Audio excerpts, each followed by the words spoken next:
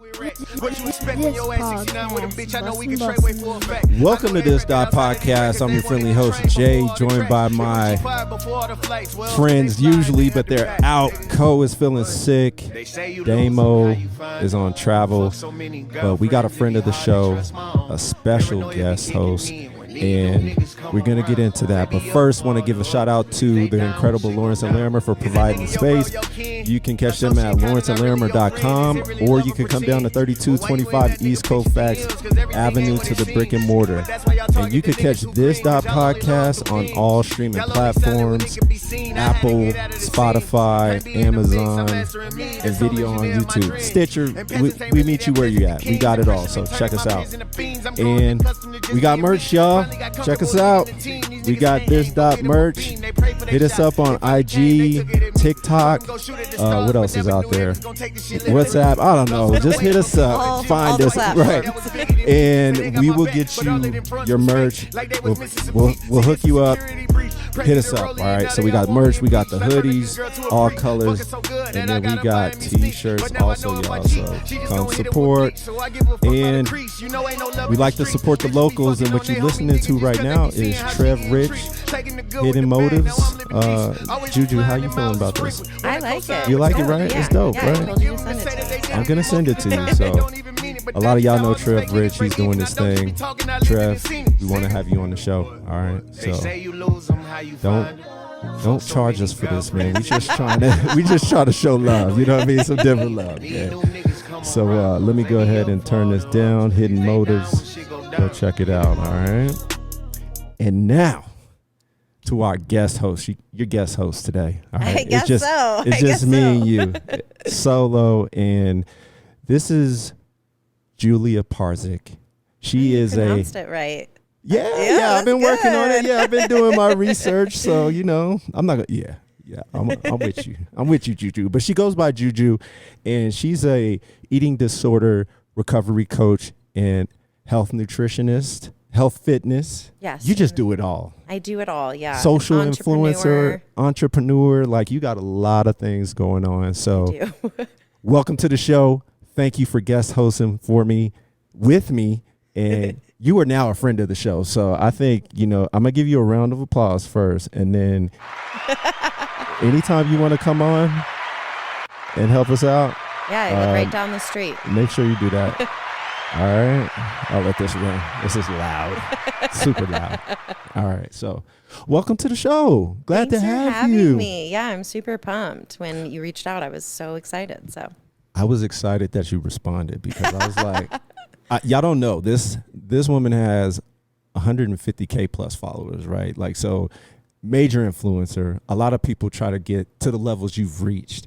And what I like about it is very positive. Thank you. Like, it's very positive, tasteful, and I don't want to say others aren't positive and tasteful. I'm just saying it's like, I like the message all the way around. And first of all, tell us where you're from. I'm originally from Michigan, grew up in Michigan, was there till I was 24, went to Michigan State, lived in Detroit for a little bit, and then lived in LA. Yeah. And now I'm in Denver. I've been here for a little over 5 years and definitely calling it home, at least for now. Well, we're glad to have you. We're glad to have you because you were telling me about your stints in the different cities, right? Yeah. Like big cities, like different cultures, a lot of diversity, and we're glad you made your way out here to Denver, Colorado. Yes, same. Because I think at heart, you just have that, like, in being outside, enjoying the flow, Yeah, I actually hated it when I first moved here, though. I was like, what the fuck? Did you feel it was a little slow, or what was it? Yeah, I moved here, honestly, not knowing anyone. So I obviously was just like, what the fuck did I do? Why did I decide to move to like an entire new city, not knowing anyone? And I just had the worst luck when I moved here. Like my car got broken into, it got stolen, and I just had a hard time making friends. Yeah. Just like any adult, making friends is just difficult. But now I have like the best group of friends. I love the community here. I love the outdoors. So it grew on me, but it was like a little rough for the first year. Yeah. I could see that. I'm sorry you had to go through that. Okay. But no. I mean, growing pains. Yeah, absolutely. So glad to have you out here now. And then kind of what brought you out here? Like, what was it saying? Like, you know what? Because LA is LA, right? Yeah. Like that's Hollywood. That's like glitz and glamour. Like that's one of the places to be. And that's not your flavor. Yeah. I mean, so I moved out there when I was 24. I quit my teaching job. I was a teacher in Michigan. I broke up with a boyfriend of 4 years, and I was like, I'm going to move out to LA. My sister was living out there at the time. So it was just kind of perfect. And I honestly never saw myself on the West Coast. If anything, I saw myself as like a New York girl. Got it. And just moved out there, honestly, on a whim, and partied, found myself. I recovered from my eating disorder out there. And then I was just like, yeah, I don't really see myself settling down here. It's just like not my vibe. It was like a little too competitive. I just felt like it was like crabs in a bucket mentality.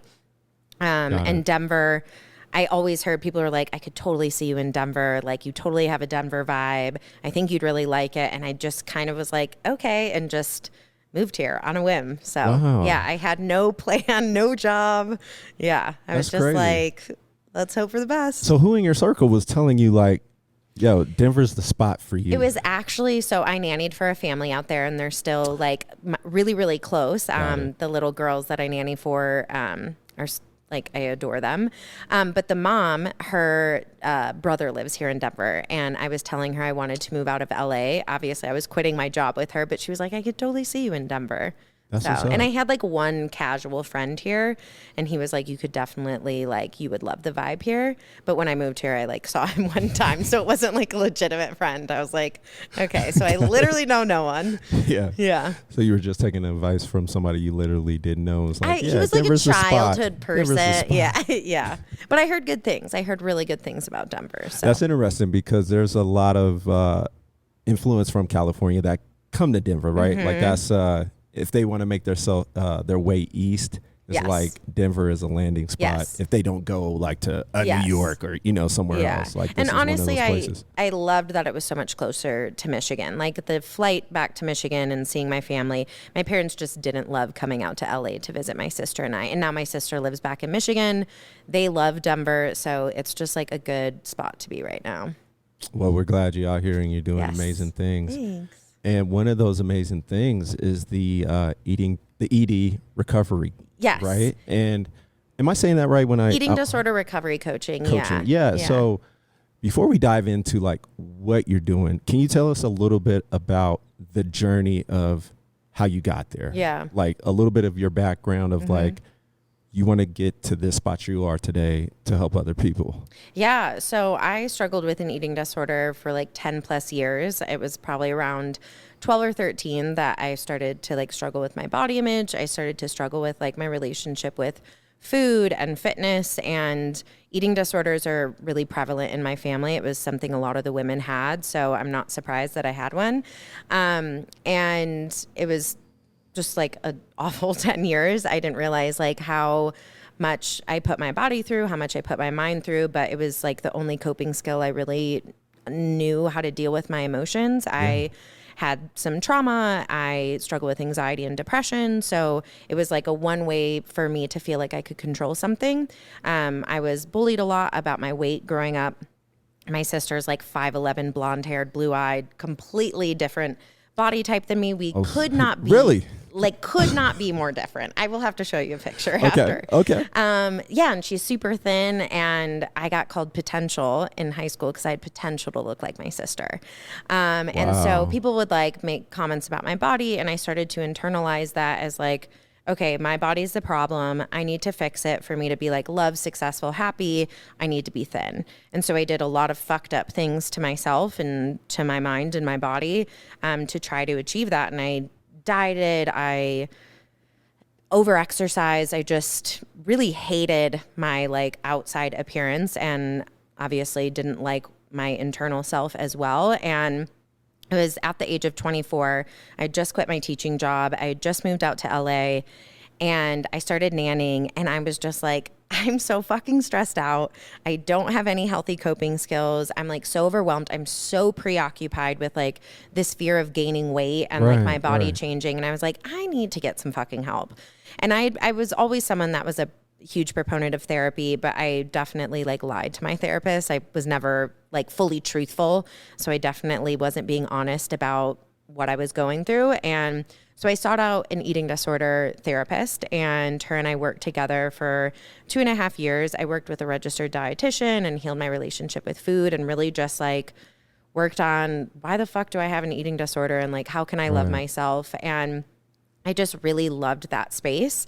I've always been really interested in mental health. I love women empowerment.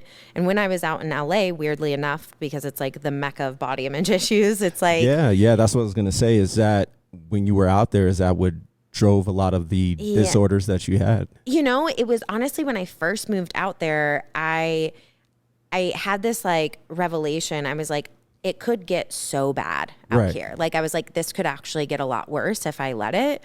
And I was like, I want to not let LA make my eating disorder 10,000 times worse. So I was like, I need to get this under control, because I knew if I got lost in kind of this like LA mentality, I could get really sick. So you were fixing that while you were in LA or before you got there?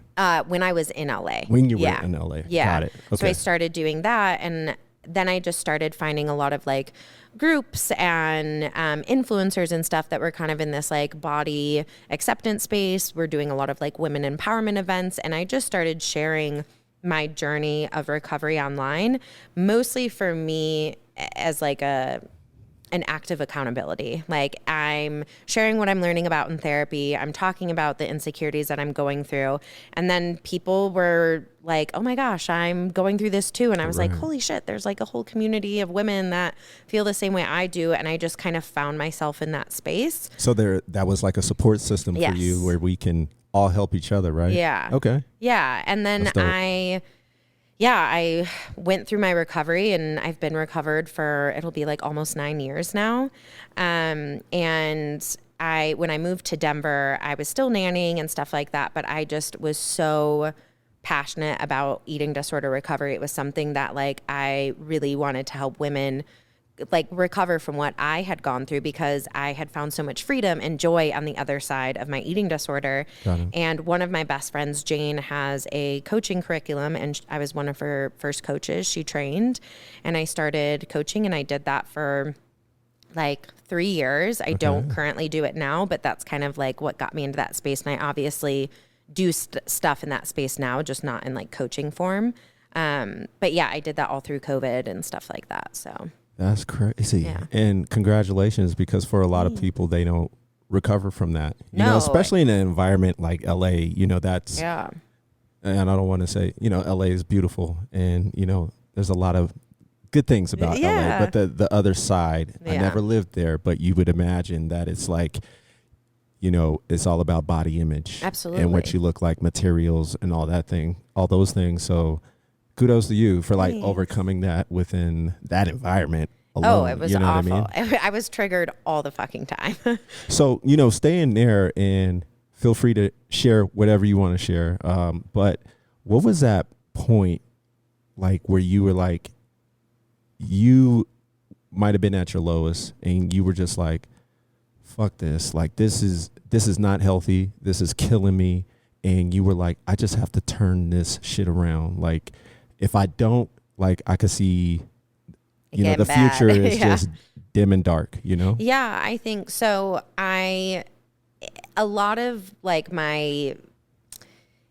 me wanting to go through recovery kind of started right when I quit my teaching job. I was a second grade teacher, and I had some of my like 7-year-old students talking about like, we were doing like beginning year goals, and I had like some of my girl students be like, I want abs and I want to lose weight. And I was just like, what the fuck? You're 7. I'm like, wait, hold up. Yeah. And I just was like, damn, like I know that because I want to be a mother at some point in my life, I know that if I don't get this shit under control, that I'm going to pass this on to my child, because this is what happened with my mom. And my mom is now recovered from her eating disorder, and she went through her own recovery after mine, which was so awesome.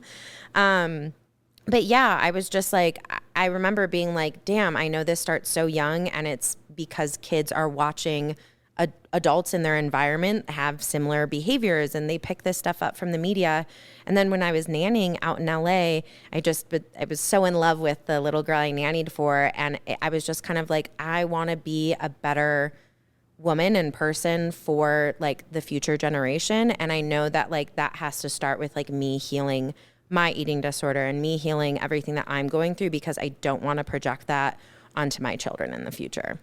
That's awesome, because my wife specifically wanted me to touch on that as far as children, because it's funny you said your mom had an eating disorder, right? And I have 3 kids. And from an eating perspective, like when I was growing up, I ate like shit. You know what I mean? And, you know, my body type is different, right? And I think as I'm getting older, I'm recognizing like, you know, all bodies aren't the same, and they can't get the same no matter what you do, right? Like I don't have a complex, but it's like, yeah, I want to walk around like The Rock. You know, if I eat like 12 chickens a day, I can gain like 225 and, you know, be this cock diesel guy. But I'm asking because for my kids specifically, I don't want them to eat unhealthy. Like I'm all about the sugars, the sweets and stuff like that. And I would eat those things every day. And I try to find the best way or the best methods to not have my children do the same thing. You know, just in general, I don't care what they look like. It's just, that's not healthy. Yeah. What are the tips or the things? Let me ask you this. Do you think a lot of parents put kind of stresses on kids that they don't even think they are putting on them, where they start hoarding food and doing things like that? Absolutely. So I actually have a curriculum called the Confident Kid Collective, and I do a lot of work on educating teachers, parents, and kids as well. I just did like a session with some like youth talking about like body image and how we can navigate like our body changes. But 100%, I think parents unknowingly project their own insecurities and fears onto their kids. And you obviously want your children to be healthy, happy, and joyful. Yeah. And I think for me growing up, my mom never told me I needed to look a certain way, never told me I couldn't eat certain things, but I would watch my mom see how she interacted with her own body, seeing how she interacted with food for herself, and saying like things are good or bad, healthy and unhealthy, and having this like black and white kind of dialogue around food, I think confuses children because there really isn't a moral compass when it comes to food. Food isn't good or bad. Food is just food, and food is fuel. Yeah. And there's nothing bad about sweets, pizza, burger, all these things. It's just allowing kids to be able to have that internal trust that they know when to stop. And like what I love about children and what a lot of parents or just media projects onto children is that we start to not have like trust for our inner like self. So I started to not trust myself around food. And kids are so good around like, I'm hungry and I'm full. And we lose that as adults. We're like, well, I can't have that because I just worked out, and I shouldn't have pizza because it's so bad. And it's like, what's wrong with having a slice of pizza after you work out? Like, it's really not, like, you're not a bad person for having pizza after a workout, and it's truly not going to kill you. And I had to unlearn all of that and really not have so much fear around food, because I was so fearful that if I eat that, then I'm going to get fat. And I had so much internalized fat phobia of like, what's so bad about being fat or having fat? And so really removing these kind of like black and white terms around food and bodies, which is really difficult because we live in a society that loves to categorize things. Oh, absolutely. Yeah. It's funny you say that, because now that I've been into CrossFit for a while, but there's always a diet, right? Of course. And we'll talk really about that. Paleo. Yeah, absolutely. And it's like, you know, what opened my eyes is like the things you're talking about, like those 3 categories of protein, fat, and carbs, right? Mm-hmm. You need all of them. Yeah. Like in my mind, you need all of them, absolutely. Right? And it's like when I was growing up, everything was fat free. You don't put any fat in your body whatsoever. And it's like that mentality has I've been a little more educated because I got into fitness, but my parents were like, no, I'm going to get the fat-free Oreos and things like that, low fat this and that. And I'm like, it's all trash. Exactly. I'm like, you need those things, right? Yeah. So, of course, you want to get them as healthy as possible. And I eat Oreos like the next person. Like I'm all Oreos. about that. But it's funny you say that. I want to talk about, because you touch on diet a lot. Mm-hmm. And let me give you the premise. So to your point, I've tried a lot of diets, and you know about CrossFitters and how it goes. Yeah, so, I was in that world for 5 years. Yeah. And what I've learned, I would like to get your take, because what I've learned is that dieting is not, I think where people get it messed up is they try to hold and maintain that for like years, right? I'm not opposed to dieting, because I think when you diet, trial and error, you're figuring out what your body is good for and what it's not good for, right? And then over time, you just know what foods to eat naturally of like, yeah, that's going to make me feel good. That's not going to make me feel good, and those things. I would love to get your perspective on just dieting in general. Yeah. I mean, obviously my platform is very anti-diet. I have tried every diet under the book. And I think a lot of the time, I mean, the diet industry is like a multi-billionaire, like it's a massive industry, and it profits off people's insecurities, and it's selling you this idea. If you do this diet, then you're going to have this body and you're going to be successful and happy, and all these things are going to happen. And not that if anyone diets, it means you're like a bad person or whatever. Like people are allowed to do with their body what they want. And I'm very much a huge proponent of like body autonomy. And I have friends in my life that diet, and we just don't talk about dieting. I personally think that dieting is a cover up for some deeper insecurity. You're trying to find control of something. You're searching for something. Maybe you're hoping that you're going to gain something from this, whether your body is going to change, or maybe you're going to be more successful, or, whatever it is. And a lot of the time, this wellness industry now has been like, it's not a diet, it's a lifestyle. It's like, it's all wrapped up in the same fucking thing. No, absolutely. Yeah, they just like changed it's the terminology, right? Exactly. So, my thing is like you were saying, it's trial and error, figuring out what works with your body and what doesn't. I'm lactose intolerant. So like, if I have a bunch of fucking dairy, like it's probably I'm not going to. farting all over the place. Yeah. I can't do I it. have it sometimes? Absolutely. Absolutely. So it's like figuring out like what works for me and what doesn't. And not like, for me, when I say I can't have something, I'm going to want it even more. So allowing myself to have the foods that I want to eat, not having any restriction, especially for me, as anyone that's ever struggled with an eating disorder, you can't ever embark on a diet again, because that is a slippery slope to find yourself back in an eating disorder. And I do think that some people can diet and it not be problematic. But for myself, that's like something that I would just never even entertain ever again. This podcast. No, that's dope. That's dope to hear, because I have the same sentiment. Like, I think you explained it nicely. It's just, you could try it, right? Like you could try it for, I don't know, whatever the challenge is, right? And just figure out how it works for your body, right? But it's not something They're not you should be sustainable. strict, sustainable. Like I used to weigh my food and all that, but I've done that too. yeah, Like, you know how it goes. so much fucking work to have a Oh my God. fucking meal. Like, I'm sorry, but like I was like counting out 9 almonds. I'm like, I don't want to count out how many almonds. I want to grab a handful of almonds and stop when I'm satisfied. Come on now. Yeah.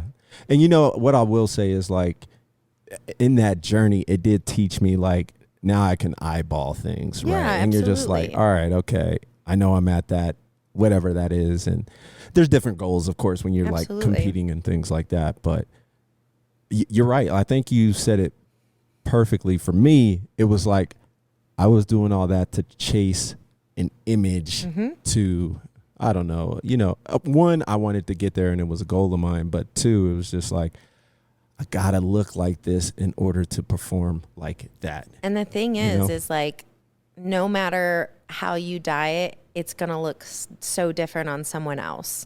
So like when someone prescribes you, like say someone's like, oh, I'll do your macros for you or whatever it is. It's like, okay, but that doesn't mean my body is going to respond the same. And everybody is so different. So like what like my thing for me is like on a Monday, maybe I require, I don't know, maybe 2,800 calories, and one day maybe it's going to be 1,800. Like, it fluctuates so much. So who am I to deny my body's own hunger cues by saying, like, I'm on a diet right now, so I can only have this meal, when like my body is actually craving something a little bit more. And that's where like we learn to not trust like our body's own like hunger cues. Like, it's very primal. It's very simple. Like, our body's going to tell us when we're hungry. It's going to tell us when we're full, and diets completely wash that all away. And you stop trusting that your body is going to tell you those things. Right. I mean, to your point, all body types aren't the same, and all bodies matter. Exactly. But yeah, because for me, I was the opposite. Like, I would a little bit overeat of like just stuff in my. It was a full-time job trying to be like a certain weight. Exhausting. It is. Yeah, it is. it's so like in my eating disorder and my days of dieting, I had no space in my brain to think about anything else but my body and how much I weighed, and is this going to make me look fat, or how am I going to look in this? Like, I didn't have space to worry about other things outside of my body. And like, what a fucking boring ass life that is. Like, like, that's so empty to me. Absolutely.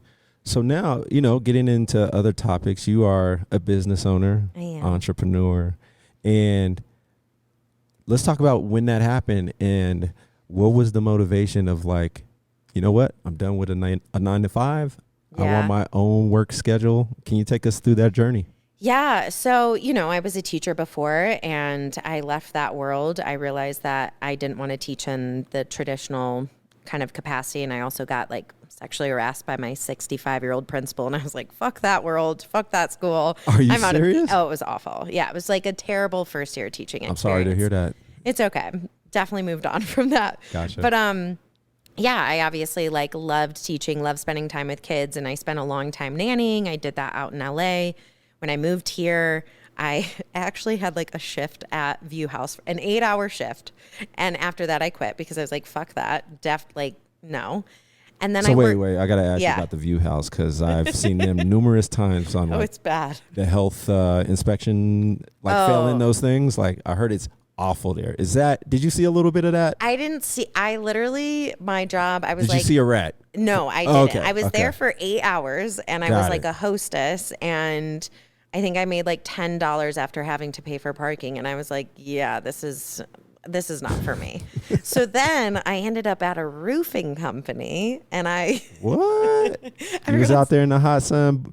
I was busting not the on concrete, the roof. or I mean, what do they do in roofing? Just nailing things. You had your knee pads on. Come on, what? I was on the roof a couple times, but no, I was a billing coordinator. So I did like I dealt with the insurance companies, and I was like, maybe I could do like this office life. Like maybe I could do that. Did that for 3 months, was like, get me the fuck out of here. Like, this is not for me. So then I went back to nannying because it allowed me to have a little bit more freedom. I could like go to the park with the kids. Gotcha. And I made good money. And then I realized like, I'm starting to notice you love kids. Don't I you? really do. Yeah. I really do. That's love good. Kids. That's good. And then I realized like, I'm going to be so exhausted by the time I want my own children. Like, I can't be. Let me get away from kids. Yeah. All like right. I need a little bit of space. And it was in February of 2019.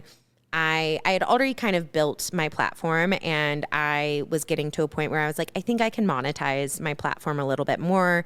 I was doing a lot of like free collabs, but I was like, oh, okay, maybe I can like do some partnerships and make money this way. Got it. And then I was also embarking on my coaching career. So I had just finished my coaching curriculum, and I was starting to take on clients, and it was February 2019.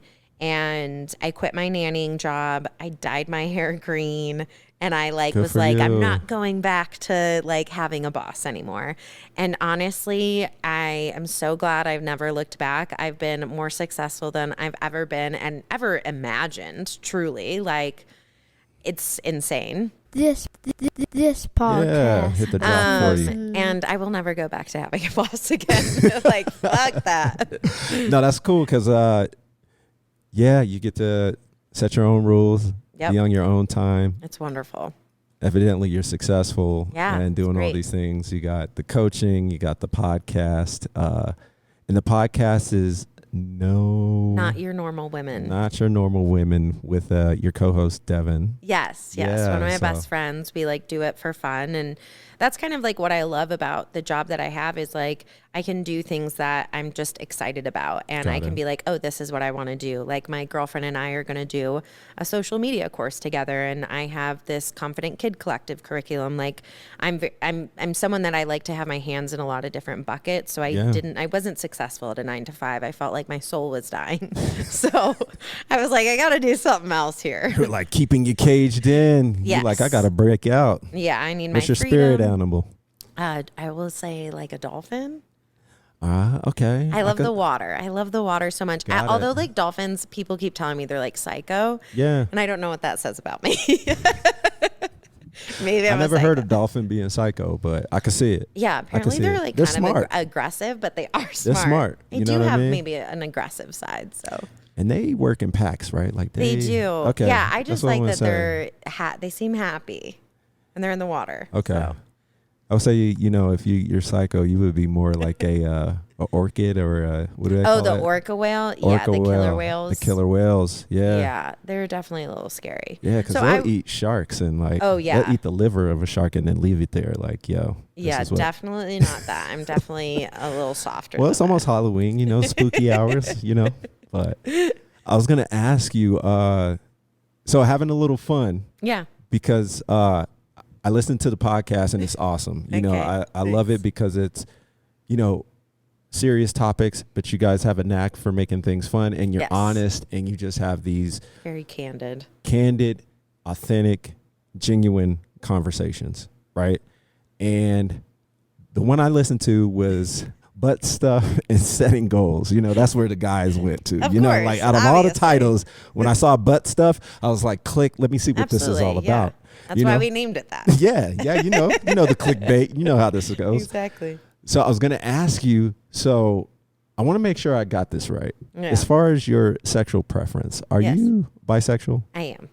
Got it. Yes. So I'm giddy about this because you imagine, guys, like this is like a solar eclipse. Like we don't get this opportunity that much. It Yeah. has to be right time and right day. Right. You know what I mean? And then Yeah. it's like, yes, to get to talk to a woman that is bisexual. So for you, when did you find out or how long have you known? Yeah. So actually, I think I always knew. I had like my first sexual experiences in my like early 20s. And it. I've always been sexually attracted to women. They're so beautiful. How can They you are. not be? How can you not be? But yeah, I never actually acknowledged up until probably this year that I am actually bisexual. I've always told myself that I was bi-curious. Got it.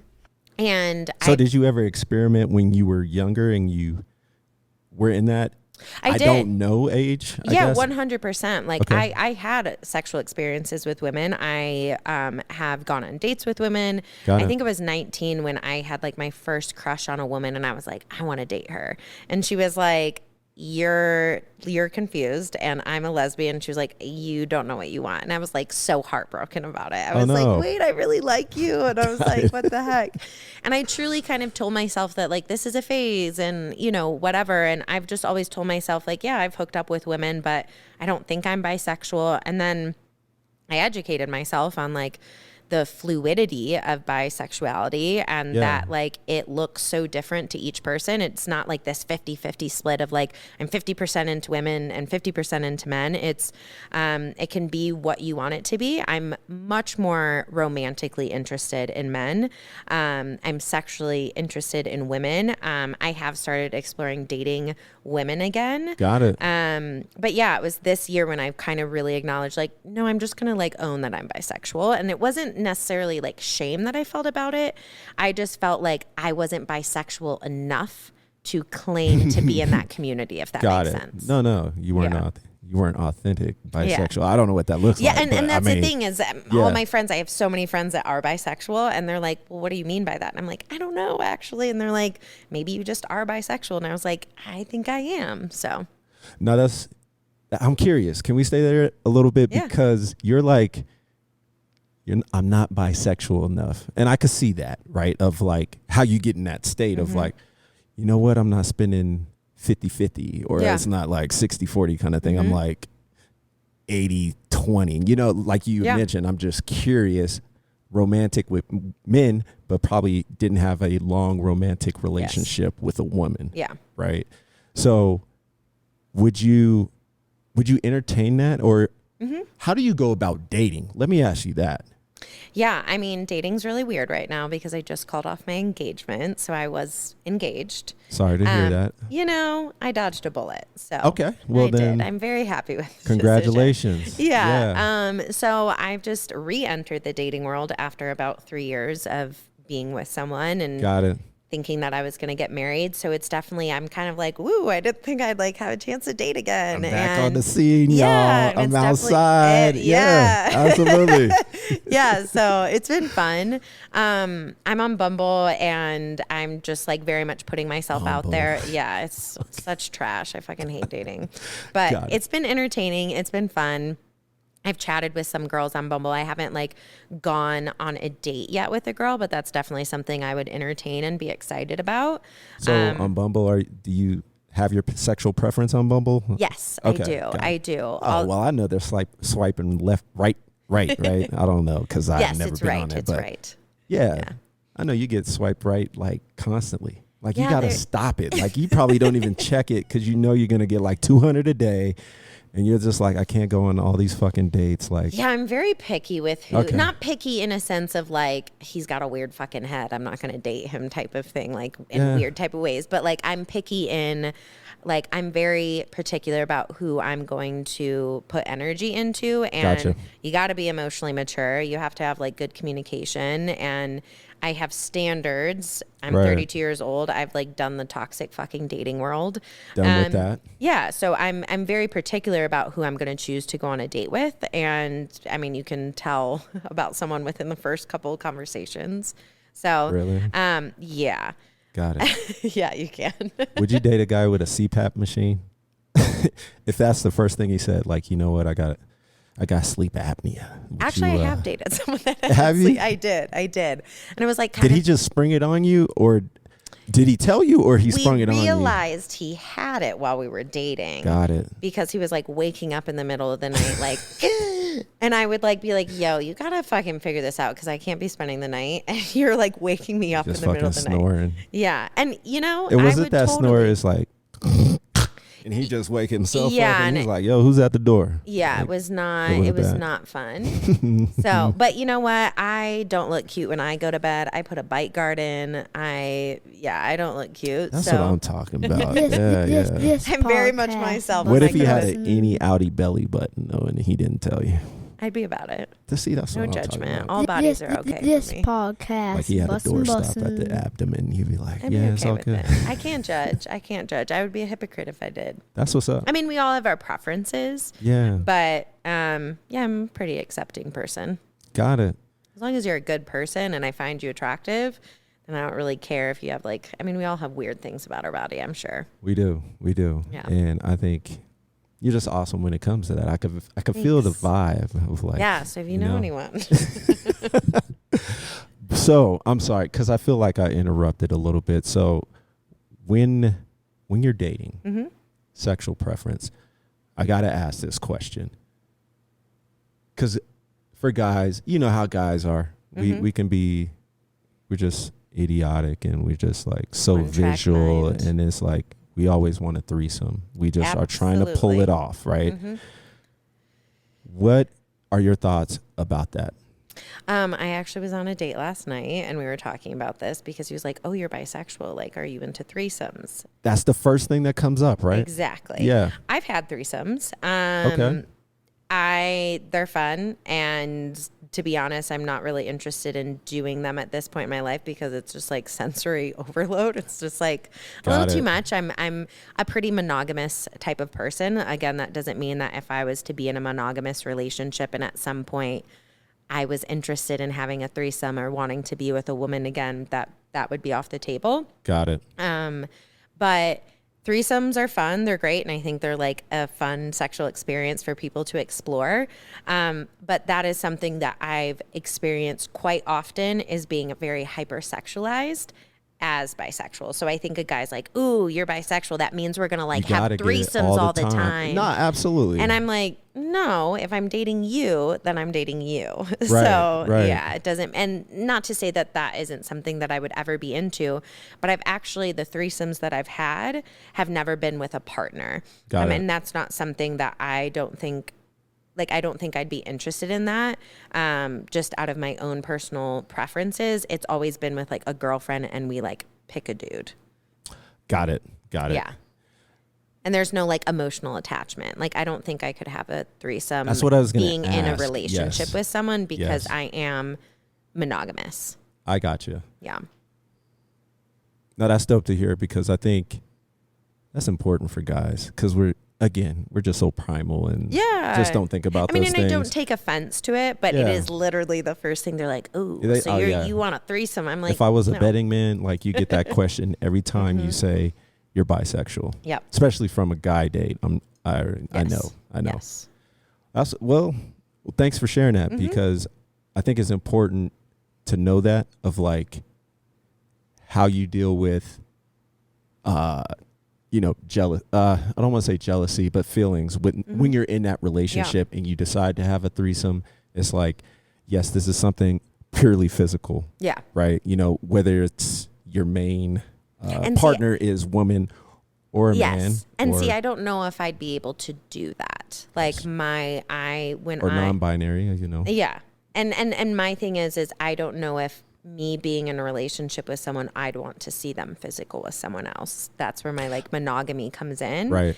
Is like, no, if I'm with you, I want to just be with you. So. No, I get it because if I was in that space and I'm married, right? So when I think about that, and I always play with my wife, I'm like, yeah, let's get another girl. And it's always fun, and it's always fun to talk about. Like I love entertaining the idea. Talk about, right? And then it's like, oh well, yeah. There's the flip side of like, hey, what if another guy? And it's just like, never mind. What? Yeah, fuck that, man. What are you talking about? Threesomes, man. That's grow up. Yeah, how about two dudes? Yeah. No, absolutely. Well, JuJu, I wanted to have a little more fun with you, and we're starting to bring this segment in. You're the first guest that we've had, and we're going to call it This or That. Ooh, all right? So you play on words, right? This or that, and it's kind of a rapid fire. Okay. No context. Okay. It's just either or. You do not get to explain yourself. I don't get to explain myself. And you can pass. Okay? You can be like, I pass. Okay. Right? Okay. So this is real light. It is real light. All of them are. Okay. So are you going Netflix or HBO? HBO. Okay. Girls or Insecure? Ooh, Insecure. Okay. Game of Thrones or House of Dragons? Neither. Okay. All right. Italian or Mexican? Italian. Okay. Tom Brady or Giselle? Giselle. I don't give a fuck about football. Yeah, that's what I was saying. Jay-Z or Beyonce? Jay-Z.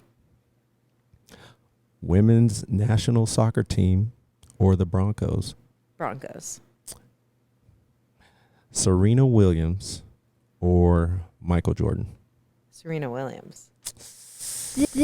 Obviously. This podcast. That's what I'm talking about. Okay. All right. I like those. You like those? I like that segment. Yeah. Yeah. You should keep it. You like that? Yeah. I thought it was fun. So you get on time? Yeah. You're enjoying yourself? Yeah. It hasn't been too weird. My bed is the only place I gotta be, and I'm waiting to smoke my J. So I got some time though. Got it. Let's talk about your social media influence. Because I think given your occupation, and I'm sure you touched a lot of lives, like, you know what I mean? And your message is so dope that I can see where you got. But at the same time, to have this kind of influence, tell us how you got there. And the content you post, I love it because it's so fun loving. You do the voiceovers. Yeah, those are enjoyable, all that stuff. tell us why you're so into it and you got it to the point it is, because that's a lot of followers, yo. Thanks. Yeah, honestly, I never my intention has never been to grow my platform, and I think that's maybe why it's grown, is because I'm not forcing it to be that. Like, I think a lot of the time when we have this intention, like, I'm going to be an influencer, like, that was never my goal. And to be completely honest, I mean, I love the perks that come with being an influencer. I'm very privileged. I love my life, but it's not like rainbows and puppies all the time. Like, it's definitely like there's a dark side to influencing that I think a lot of people don't see. It's super stressful. You got a lot of eyes on you. People put you up on a pedestal. People talk shit about you. You got trolls. I'm on Reddit. Like, can you tell us about some of those experiences like that? Yeah. Where, I don't know, whatever you want to share, like things that have gotten scary or things the pet peeves you have with it, like examples? Think honestly this year has been my toughest year on social media because I had such a public relationship. I shared obviously my partner on social media and we were going to get married. And when that relationship ended, obviously there was curiosity from my followers of like, where is he? What happened?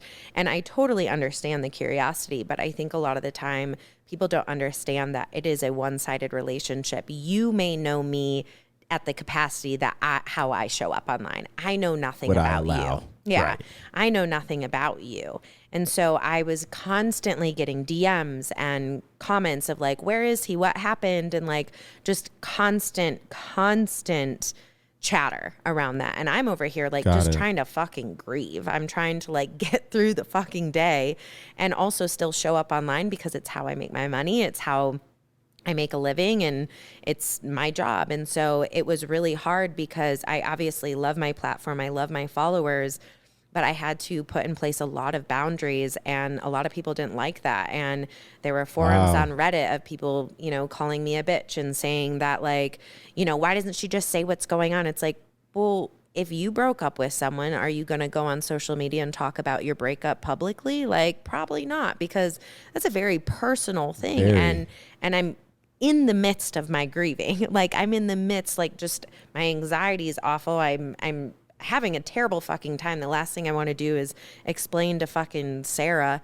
who I don't know, what the fuck I'm going through. So it was definitely like been my hardest year, but like my OG followers, like anytime I've input boundaries, everyone is like very much like, thank you so much for mirroring how we can have healthy boundaries, how we can piss people off. And that just, to me, tells me that they were benefiting from me not having boundaries in the first place. And so I think it's allowed me to have stronger boundaries on social media. But it does suck. I mean, obviously you have a lot of eyes on you and with that comes criticism. Right. And I think a lot of people are committed to misunderstanding me. And that's not really my job to change that. And that is something that I struggle with, is knowing that I can't manage people's perceptions of me, because I know who I am and I know that I live with integrity and I'm a good person, but some people don't think that, and that's not my problem. But it is something that I struggle with because no one likes to not be liked. You know, or they're a sociopath, right? Like, yeah, I get it. I get that. So that's definitely something that I've had to learn over my, you know, years of being on social media, is like really not allowing those things to get in the way of like the good message that I'm putting out there and the people that I am helping and like the amazing community that I have created. But I usually just call my friends and we bitch about it and we laugh about like how psycho these people are to be so invested in a stranger's life. So no, that's dope. This podcast. That support system is so important, right? Yeah. To have, because to your point, it's like, yes, you appreciate the support that you get, and you get a lot of support, like as far as, you know, can I call them fans, followers, whatever you want to call them. Yeah. And then but at a point you share those experiences that you're allowing them to see, right? That you want to share, which is a side. It's not, you know, all sides. Yeah. And it's like, no, some of that is private, y'all. Yeah. You know what I mean? Just because I'm on social media and I share a lot of me with y'all, that doesn't mean you get everything. No, you know what I mean? Yeah. And it's like, I hear you, because I'm nowhere on your level, right? But when I do this podcast and, you know, my co-host, we have that same kind of, not anxiety, but that feeling of like, ooh, I'm sharing myself. I'm vulnerable. Yeah, you know what I mean? scary. And it's like it puts yourself out there. People have opinions, and then you're used to it. We're like new in the space. It sucks. Yeah, and it's like somebody might say a comment, and you're just like, oh, you feel a way about yourself, and Absolutely. it's like, you know, you deal with it the best way you can cope or whatever is like that. And I don't have people like in my DMs all the time. Any type of negativity from anyone online, if someone's like, this is stupid, or like, you know, you're like, damn, how can I not take that personally? I think just over time, you just learn to kind of have a thick skin. And just, I know that, like, if I was ever to a point where I went to someone's page that I didn't know and left something negative, I probably really didn't like myself, and I was probably deeply insecure, or just felt that like I needed to voice my opinion and like share it. And it's like, that's fine, but like also that's weird. It is. It is. Like, talk about it to your friends, bitch about me to your friends behind my back. Like, you don't need to come to my page and tell me how much you hate me. Yeah, you don't. Like, that's just odd to me. I assume now you just like ignore the comments as much as you can. Yeah. You know what Sometimes I mean? I'll clap back if it feels that I want to, but most of the time I'm like, whatever. Yeah, because I was, to be honest, you're pretty responsive in your DMs, because that's how I reached out to you, and you were responsive, and thank you for that. Yeah. That's dope. That's dope. You're doing a lot of dope things. You're having fun. Yes. Please continue to have that fun. That is my main goal. No, absolutely. I want to give you the opportunity to talk about like your influencers. Like, you influence a lot of people, but who do you look up to, and who are your influencers? Yeah. I mean, honestly, all of my friends, like all of my friends that are in the influencing space, like I just look up to them so much, and we're obviously like peers. Yeah. But I just love seeing what my fucking friends do. My friend Jane, Recovery Loving Care, she is newly disabled. She has a lot of chronic illnesses, and she just created the And Initiative, which is a nonprofit, and she just does some like dope ass shit. And I just love seeing my friends succeed like that. And a lot of my friends that are in the similar space, like they're doing such amazing things. So I always am so inspired by my friends.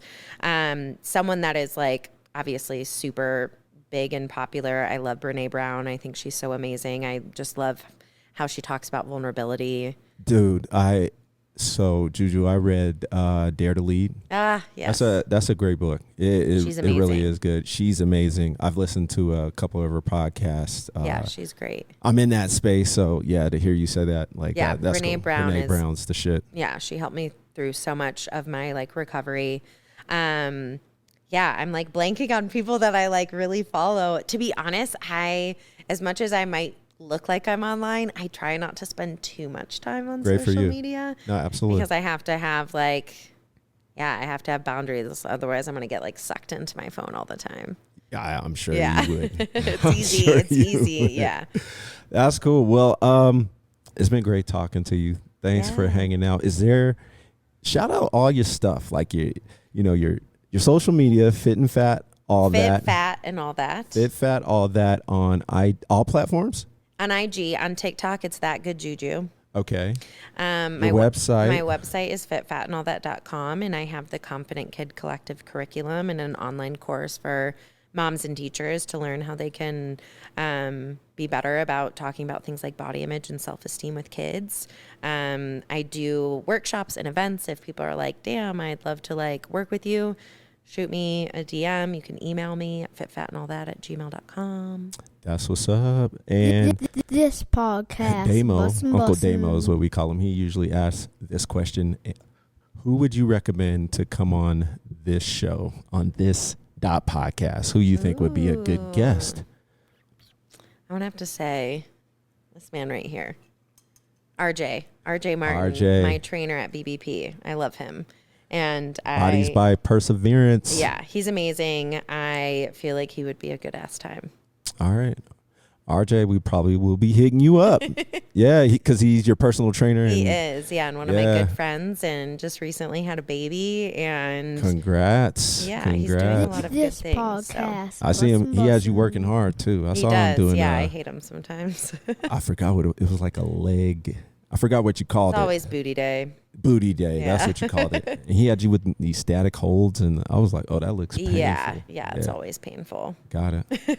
Well, JuJu, Julia Parzyck, thank you for coming out. I'll give you another round of applause. Let me see if I can make this a little bit. Yeah, that's not as loud. There we go. That's a good one. There you go. Earlier it was loud. Well, you never stumble upon the unexpected if you stick to the familiar. So go out there, live life, be healthy. Don't worry about diets. Just enjoy yourself, all right? And we out. This podcast.